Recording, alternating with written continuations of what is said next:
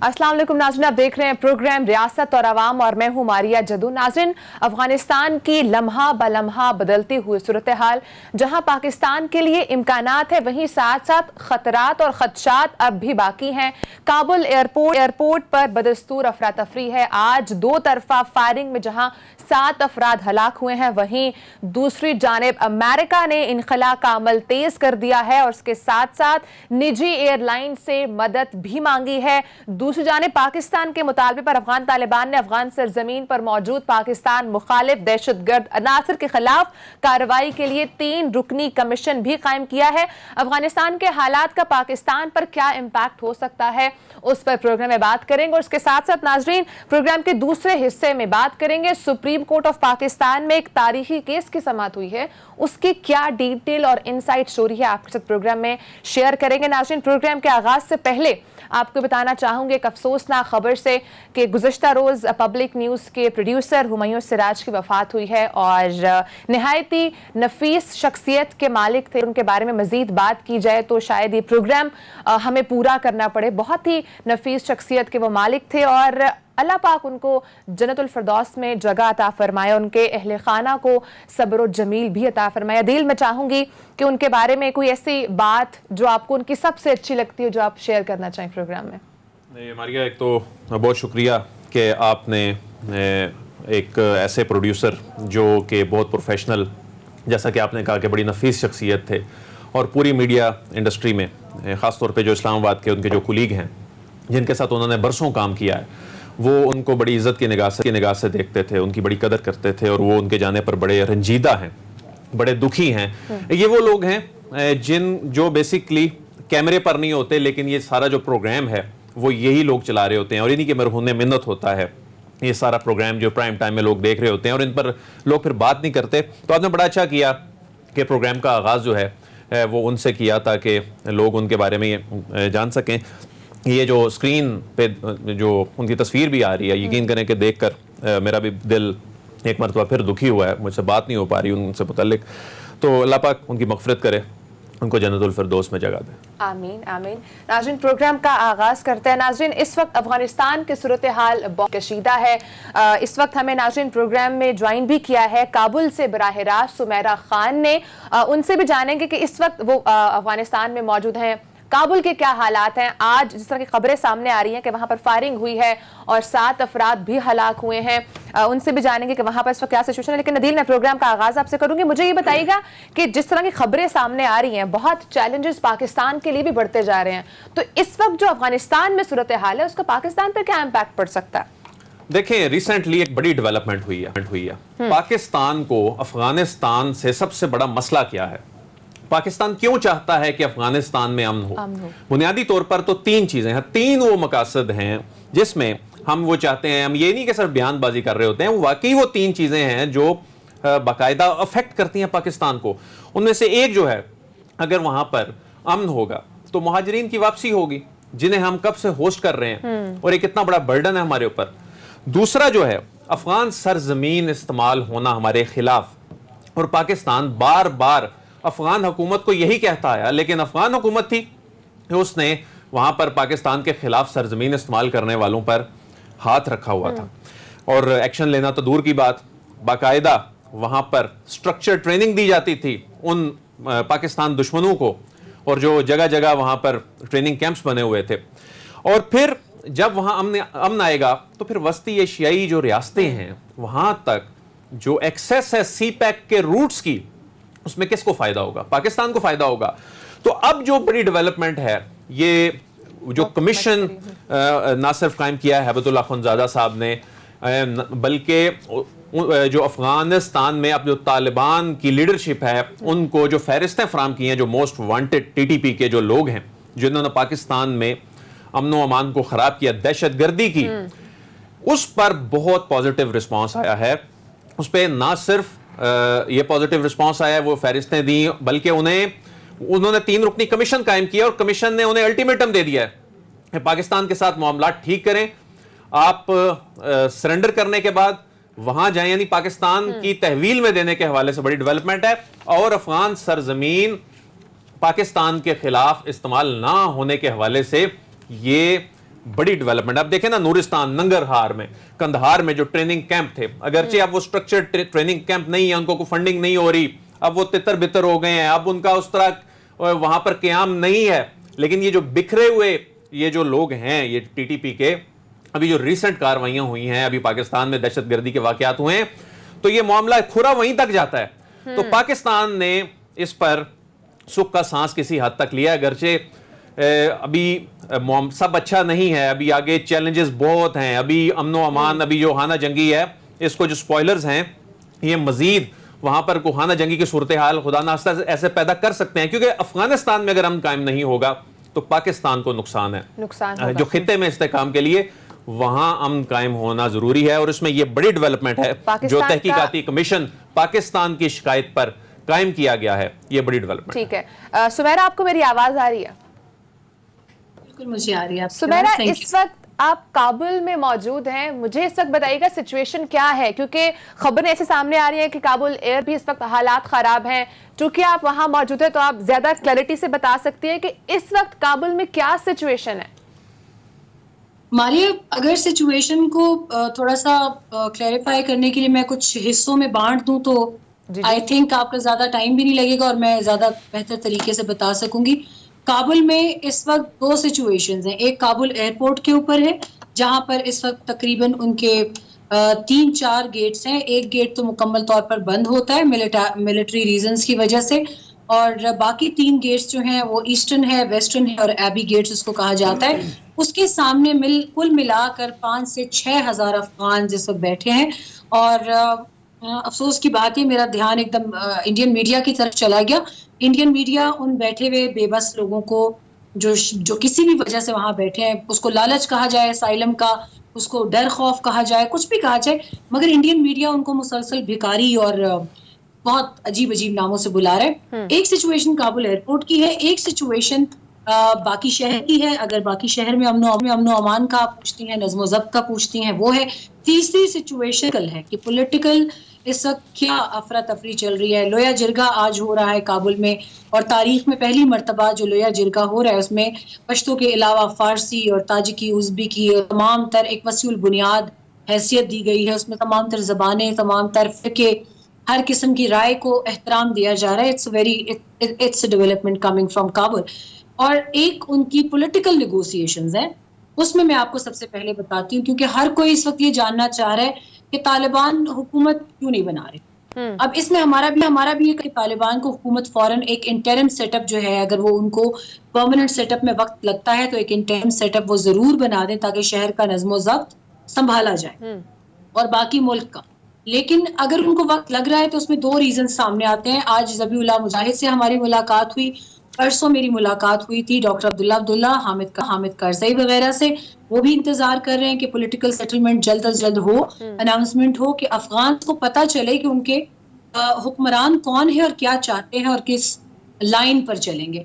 इसमें ज्यादा spoiler act जो है वो एक बड़ा हिस्सा मगरबी मीडिया का, जिन्होंने यहाँ से बहुत गलत रिपोर्टिंग की, बहुत गलत ऑप्टिक्स दिए, वो ये साबित करने में लगे रहे कि तालिबान को पाकिस्तान का सपोर्ट है।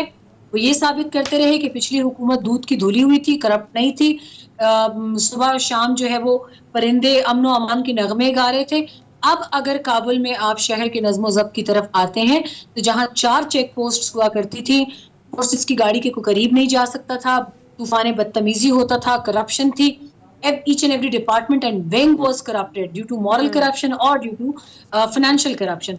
मगर पाकिस्तान की तरफ से इसमें सबसे अच्छा क्या एक मुजाहिरा किया गया, पाकिस्तान की गवर्नमेंट ने, पाकिस्तान के सिविल मिलिट्री लीडरशिप ने बहुत सैनिटी का मुजाहिरा किया। उन्होंने प्रोवोकेटिव स्टेटमेंट्स का जवाब नहीं दिया। उन्होंने एक प्रैक्टिकली पाकिस्तान को उन तमाम तरह स्ट्रेटेजिक डिजाइन से अलग किया जिसकी वजह से पाकिस्तान को ब्लेम किया जाता था। पाकिस्तान मुसलसल कहता रहा। जिल बाजवा का भी लास्ट विजिट हुआ और उसका सबूत ये है कि उन्होंने यहाँ के ऑफिशियल उमर दाऊदज़ई, जो कि अशरफ गनी के खुसूसी एलची थे पाकिस्तान के लिए, उन्होंने तारीफ। इस वक्त आपने मगरबी मीडिया की बात की, अगर मगरबी मीडिया की तरफ जाऊं तो जहां पर एक तरफ हमें जो चेहरा दिखाया जा रहा है, जो हम देख रहे हैं इस वक्त जो अफगानिस्तान में हो रहा है, ایک طرف یہ ہے، لیکن مغربی میڈیا کی اگر ہم بات کریں تو وہاں پر بہت ساری چیزیں ایسے بھی ہیں جہاں پر یہ کہا جا رہا ہے کہ افغانستان کے مختلف صوبوں میں ابھی اس وقت طالبان جو ہیں وہ ظلم کی داستانیں بھی رقم کر رہے ہیں. Is it true? ماریا، جتنے منہ ہوں گے اتنی باتیں ہوں گی، اور پھر جتنے ایجنڈا ہوں گے اتنے منہ ہوں گے. میں اس طرح اس کو کلیریفائی کر سکتی ہوں، کیونکہ آپ کا کیا خیال ہے کہ آپ کے ایک دشمن ملک نے اس یہاں پر 20 سال کی انویسٹمنٹ کی ہے. کبھی اس نے ڈیم بنائے، کبھی پارلیمنٹ بنائی، کبھی ہاسپٹل بنایا، کبھی اسکول بنایا، اور آج وہ کہاں ہیں؟ اگر ان کو ڈیولپمنٹ کا اتنا ہی ٹینشن تھا تو آج وہ کیوں چھوڑ کر چلے گئے سارا کچھ؟ کیا ان کو خیال نہیں تھا کہ یہ پروجیکٹس ادھورے ہیں؟ ابھی طالبان ان کو کہہ رہے ہیں کہ آ جاؤ اور یہ کمپلیٹ کرو، مگر وہ نہیں آ رہے.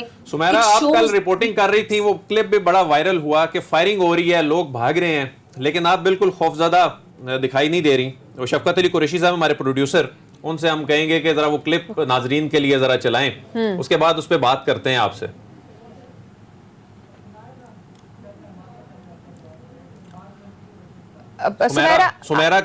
سمیرا کل جو رپورٹنگ کر رہی تھی انڈس نیوز کے لیے، تو فوٹیج نیچے چل رہی ہے، آپ دیکھ بھی سکتے ہیں، وہ دیکھ سکتے ہیں. اور اگر ہو سکے تو شفقت علی قریشی صاحب ہمارے پروڈیوسر ہیں، اس کی ذرا ساؤنڈ بھی ذرا آڈیو بھی اگر چلا دے تو. آپ کو گولیوں کی آواز سننے کا بالکل گولیوں کی آواز آ رہی ہے سمیرا پیچھے، اور آپ بہت مطمئن کھڑی ہیں، رپورٹنگ کر رہی ہیں. یہ بتائیے، یہ منظر کیا تھا؟ یہ کہاں پر کھڑی ہیں؟ یہ فائرنگ کی کیا صورتحال ہے؟ یہ کیا ابھی بھی ہو رہی ہے؟ یہ ایئرپورٹ کے اطراف میں جو بھگدڑ ہے، فائرنگ ہے، کئی لوگ جو ہیں اپنی جانوں سے ہاتھ دھو بیٹھے ہیں، یہ کس صورتحال میں آپ رپورٹنگ کر رہی تھی؟ عدیل، یہ ایسٹرن گیٹ ہے کابل ایئرپورٹ کا، جو کہ ملٹری گارڈڈ ہے. ایک سیویلینز کے لیے ہے، ویسٹرن ہے، اور ایک ملٹری گارڈڈ ہے جہاں سے American NATO forces, American forces, British اور یہ جتنی فورسز تھی، ان کی یہاں سے سپلائی لائن ایک مینٹین کی جاتی تھی. وہاں پر لوگ جمع ہوئے ہوئے تھے. تو آئی وانٹڈ ٹو سی کہ یہاں پر ان کو کس قسم کا ماحول کیا ہے، یہاں پر ان کے ساتھ کیا سلوک ہے. اور کیونکہ جب میں پہنچی تھی تو ایک دن پہلے ہی جو آؤٹ سیکورٹی ہے امریکہ کی ریکویسٹ پر اور فورن فورسز کی ریکویسٹ پر، وہ طالبان کی 313 بدری یونٹ جو ہے اس کے حوالے کی گئی تھی. تو اس کے جوان ڈپلائڈ تھے، اور وہ مسلسل لوگوں کو ریکویسٹ کر رہے تھے کہ آپ کی خواتین جو ہیں، بچے ہیں، وہ بہت ونریبل حالت میں فٹ پاتھوں پر بیٹھے ہیں، آپ لوگ گھروں کو جائیں. تو جن کو امریکنز ای میل کر کے اور فونز کر کے اطلاع دے کر بلا رہے ہیں، صرف وہ لوگ آئیں تاکہ وہ اگر وہ ڈیزرونگ ہے تو وہ جا سکے. لیکن ایک بڑی تعداد یہاں پہ جن کے پاس ڈاکیومنٹس نہیں ہیں. اور ایک اور صورتحال بھی اس میں یہ تھی کہ جس کے پاس ایک ای میل آئی اسٹیٹ ڈپارٹمنٹ سے، اس نے اس کے چھاپے لگا کے 10-12 اور پرنٹ نکال کے اپنے چچا، ماموں، تایا، کزن سب کو بانٹ دیے، اور وہ سب آ گئے ایک ایک پرنٹ آؤٹ لے کے. تو سچویشن واز ورسننگ. اور پھر اس میں یہاں 15,000 امریکی شہری جو ہیں ابھی بھی بتایا جا رہا ہے کہ موجود ہیں، 50 سے 60,000 افغان معاونین ہیں جن کو نکالنا ہے. تو یہ تو تاریخ کا سب سے بڑا فضائی ریلیف آپریشن تو ہے ہی ہے، ریسکیو آپریشن تو ہے ہی ہے، لیکن یہ تو معاملہ بھی لمبا چلے گا. یہ تو 50 سے 60,000 لوگ ہیں جن کو ریسکیو کر کے یہاں سے نکالا جانا ہے. نہیں عدیل، مجھے نہیں لگتا، کیونکہ آج ذبیح اللہ مجاہد کا ایک بہت کلیئر کٹ سٹیٹمنٹ تھا کہ ہم مزید ایکسٹینڈ نہیں کریں گے، کیونکہ ان کے ٹروپس کے فٹ پرنٹس ہونے کی وجہ سے ہی ہر افغان جو یہاں سے جس کو نہیں جانا چاہیے وہ بھی جا رہا ہے، اور ہر ایک کو اسائلم کی پڑ گئی ہے. اب یہ جاتے جاتے انہوں نے ایک اور فرینزی کریٹ کر دی ہے افغانستان میں. ہم سمجھ رہے تھے کہ سکون سے باعزت طریقے سے وڈرال کریں گے، مگر انہوں نے دوحہ اکارڈ کی ایک مرتبہ پھر اس کی وائلیشن کی ہے، اور انہوں نے جاتے جاتے ایک اور جو ایک بڑا مسئلہ ہے اس بڑے مسئلے کو کھول دیا ہے ہمارے لیے ہے، اور ہماری خواتین کی اس میں بہت بے عزتی ہو رہی ہے. تو یہ خبریں آ رہی ہیں کہ شاید امریکہ نے اپنا انخلاء تھوڑا ڈیلے کرنے کا کہا ہے، جس پر طالبان کا یہ کہنا ہے کہ ایسا نہیں کرنے دیں گے. اگر انخلاء لیٹ ہوا تو اس کا مطلب یہ ہے کہ آپ ابھی مزید یہاں پر رہنا چاہتے ہیں. ایسا ہی ہے ماریا، اور یہ ان کو بالکل دوحہ اکارڈ کے منافی لے کر جائے گا. انہوں نے اگر 31 اگست سے آگے 11 ستمبر تک بھی لے کے جانے کی کوشش کی تو they will take it as an act of war on them. اور یہی وجہ ہے جو میں آپ کو بتا رہی تھی کہ وہ وقت کیوں لے رہے ہیں، وہ اپنی سینٹرل لیڈرشپ کو کیوں ایک جگہ ایکسپوز نہیں کر رہے. آپ کو ایران یاد ہوگا، انقلاب کے بعد جب ان کا پہلا اجلاس تھا تو وہاں پر دھماکہ کر دیا گیا تھا، and Iranians they lost their supreme leadership. تو سمیرا یہ وادی پنجشیر کی کیا صورتحال ہے؟ وہاں سنا ہے کہ بڑی لڑائی جاری ہے، اس طرح کی اطلاعات آ رہی ہیں، کئی ہلاکتیں ہوئی ہیں، تو یہ خانہ جنگی سی کی کیفیت تو ہے یہ؟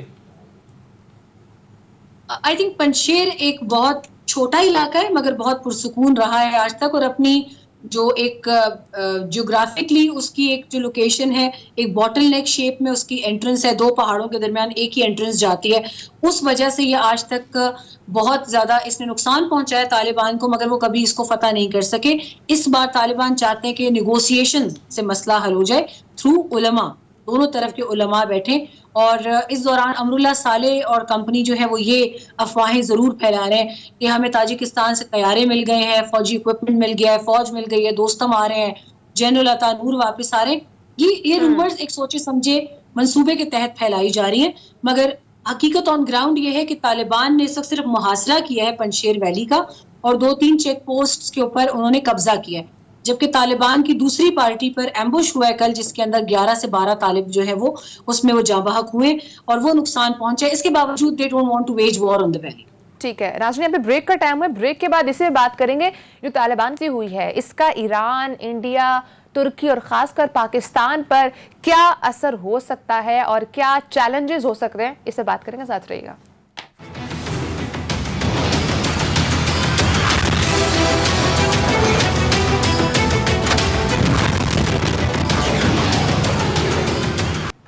ویلکم بیک ناظرین. عدیل، جہاں پر ایک طرف افغانستان سچویشن چل رہی ہے، پاکستان پر تو اس کے اثرات ہیں ہی ہیں.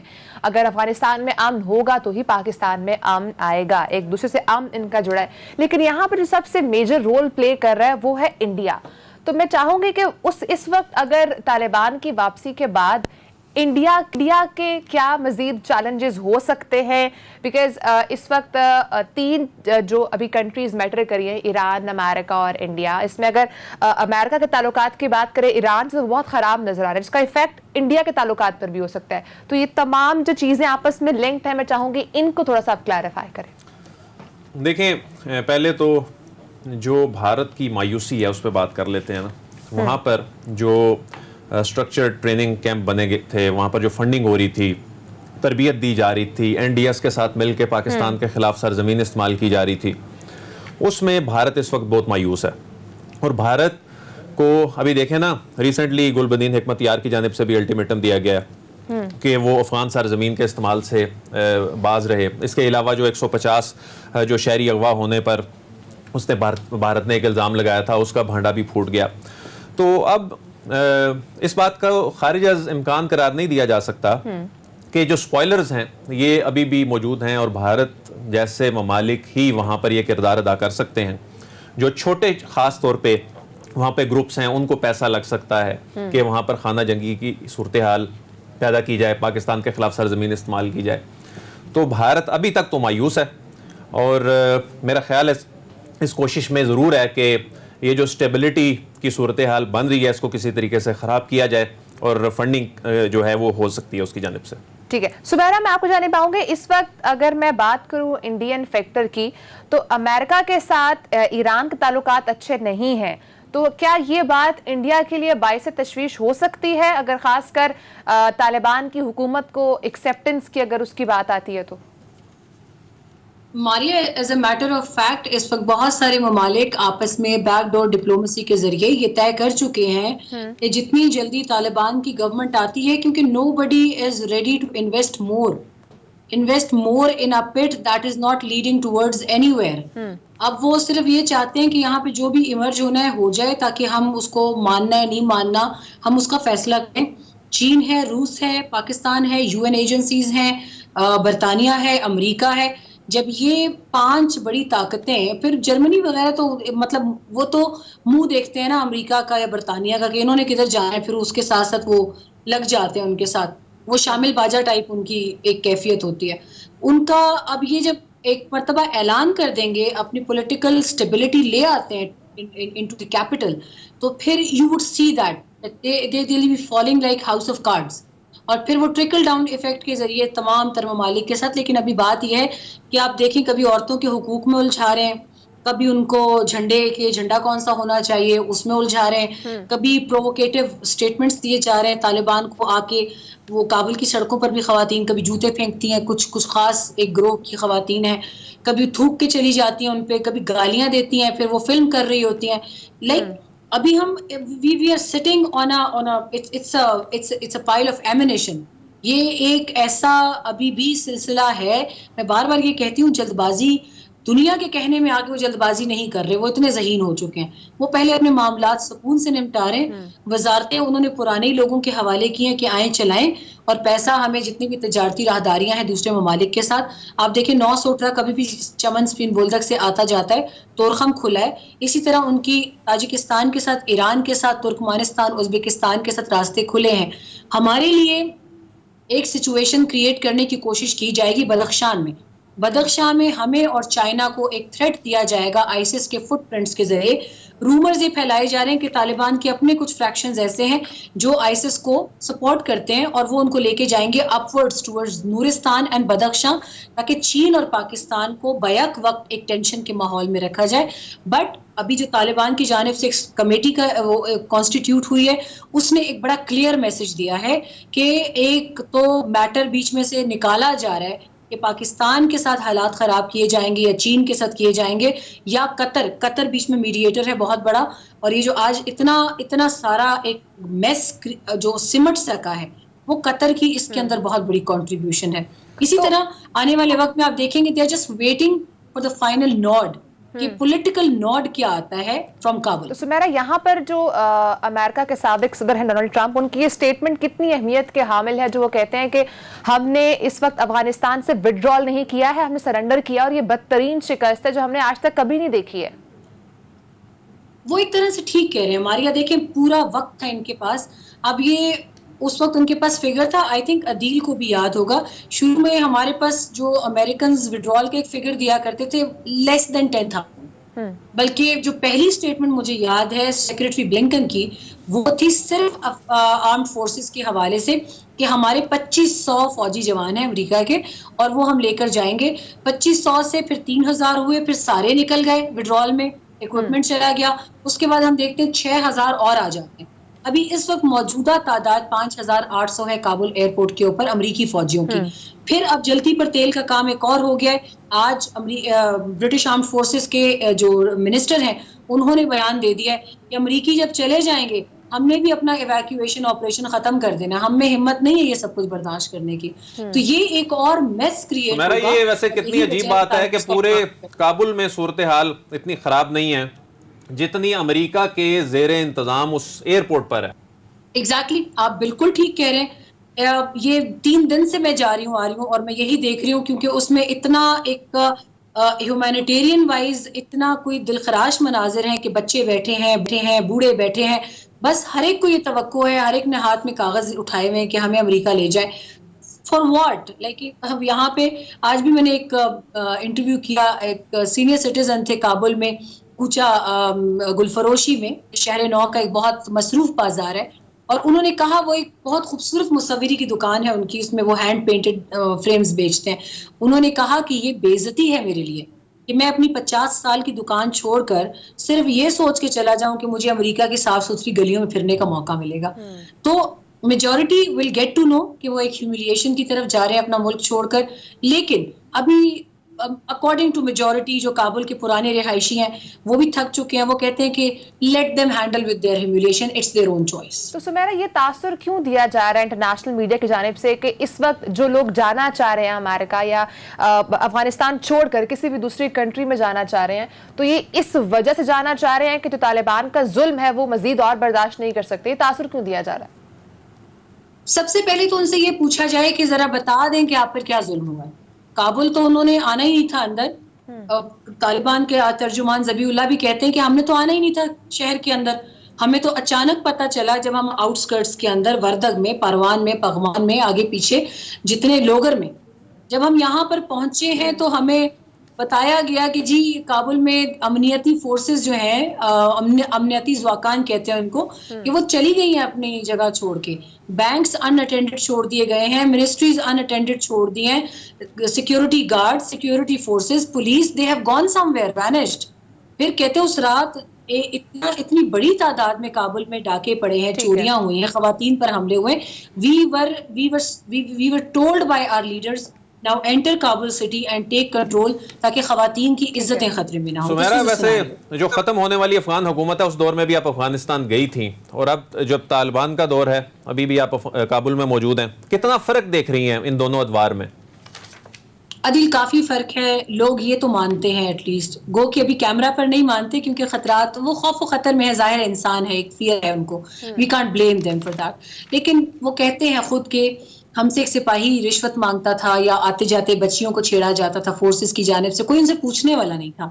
ان کی گاڑی کے پیچھے, یہ تو ہم ہے نا, مطلب پاکستان میں ریاست کو کوئی بھی اٹھا کے گالی دے دیتا ہے, لیکن افغانستان میں اٹ واز لٹرلی بینڈ. آپ فورسز کی گاڑی کے پیچھے 20-30 میٹر تک بھی جا نہیں سکتے تھے, وہ گن تان لیتے تھے آپ پہ.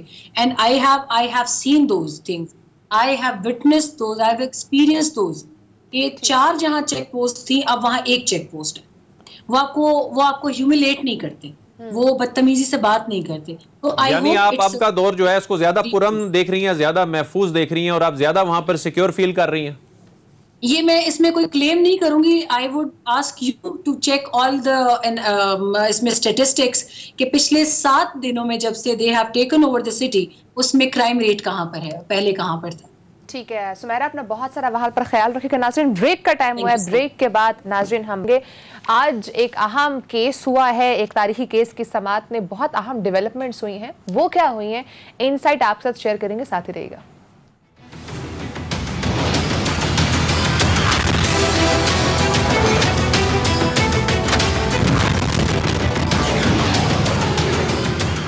ویلکم بیک ناظرین. سپریم کورٹ آف پاکستان نے آج ایک غیر معمولی حکم جاری کیا ہے, اور اس حکم کے مطابق 5 رکنی بینچ نے 2 رکنی بینچ کا حکم غیر فعال قرار دے دیا ہے.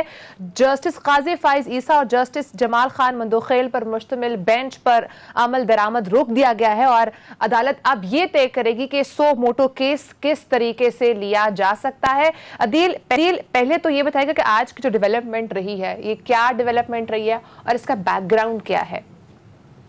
دیکھیں, یہ معاملہ تو 20 اگست سے شروع ہوا جب جسٹس قاضی فائز عیسیٰ اور جسٹس جو جمال خان مندوخیل ہیں یہ کیس کی سماعت کر رہے تھے, تو صحافیوں کی جانب سے ایک پٹیشن عدالت میں پیش کی گئی. عام طور پہ ایسا ہوتا نہیں ہے, اور وہ پٹیشن ٹیک اپ ہو گئی, اسے سو موٹو جورسڈکشن میں تبدیل کر دیا گیا.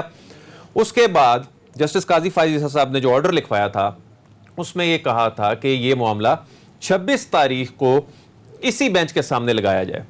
اور عام طور پہ یہ ہوتا ہے کہ جب کوئی سو موٹو لیتا ہے یہ معاملہ چیف جسٹس آف پاکستان کو بھیجا جاتا ہے, لیکن انہوں نے کہا کہ یہ اسی بینچ کے سامنے لگایا جائے, اور اسی بینچ کے سامنے ہی یہ رپورٹ پیش کی جائے مختلف اداروں کی. تو جس پر 21 تاریخ کو جسٹس عمر عطا بندیال صاحب نے نوٹس لیا, اور انہوں نے 5 رکنی بینچ تشکیل دیا, اور 5 رکنی بینچ نے آج پھر اس کو ہیلڈ ان ابینس قرار دے دیا. ٹھیک. اچھا عادل, مجھے یہ بتائے گا کہ جو طریقہ کار ہے سو موٹو لینے کا وہ ایگزیکٹلی کیا ہے, اور پاسٹ میں اس کو کس طرح سے ٹیک اپ کیا جاتا رہا ہے؟ دیکھیں, سو موٹو جو جورسڈکشن ہے وہ ہوتا یہ ہے کہ جب کوئی جو جج صاحب ہیں وہ یہ سمجھیں کہ یہ عوامی مفاد کا معاملہ ہے, اور اس میں جو آئین کے آرٹیکل 184(3) کے تحت یہ جورسڈکشن میں آتا ہے, تو اس میں چیف جسٹس آف پاکستان کو یہ ریفر کیا جاتا ہے. پھر چیف جسٹس آف پاکستان اس پہ بینچ تشکیل دیتے ہیں. چیف جسٹس آف پاکستان یا خود وہ معاملہ اپنے پاس لگا سکتے ہیں. لیکن اس کیس میں یہ ہوا کہ جو جورسڈکشن انووک ہوئی ہے اس میں جو ایک رائج پروسیجر ہے اس کو اڈاپٹ نہیں کیا گیا. اس پہ بینچ کے کنسرن تھے. اس میں آج پاکستان جو اس میں سپریم کورٹ بار ایسوسیشن کے جو لطیف افریدی ہیں صدر, وہ پیش ہوئے. ان کی جانب سے یہ کہا گیا کہ آپ سو موٹو کا جو پاورز ہیں اس کا جائزہ لینے کے لیے بیٹھے ہیں. تو بینچ نے کہا کہ ہم سو موٹو کی پاورز کا جائزہ نہیں لے رہے, بلکہ ہم اس کے جو مینر ہے, جس انداز میں یہ لیا گیا ہے, اس کو دیکھ رہے ہیں. اور ایسا پہلی مرتبہ ہوا ہے کہ ایک درخواست عدالت میں آئی ہے اور اسے اس انداز میں ٹیک اپ کر لیا گیا ہے. یہ وہ کنسرن تھا جو عدالت کا تھا. ٹھیک ہے. تو عدیل, ویسے پاسٹ میں جو مینر رہے ہیں اس میں سے کوئی ایک مثال جو آپ دے دیں, اور آگے آپ اس کو کس طریقے سے ہینڈل کرنے کی کوشش کی جا رہی ہے, کس طریقے سے ہم اس کو آگے پروسیڈ کر سکتے ہیں؟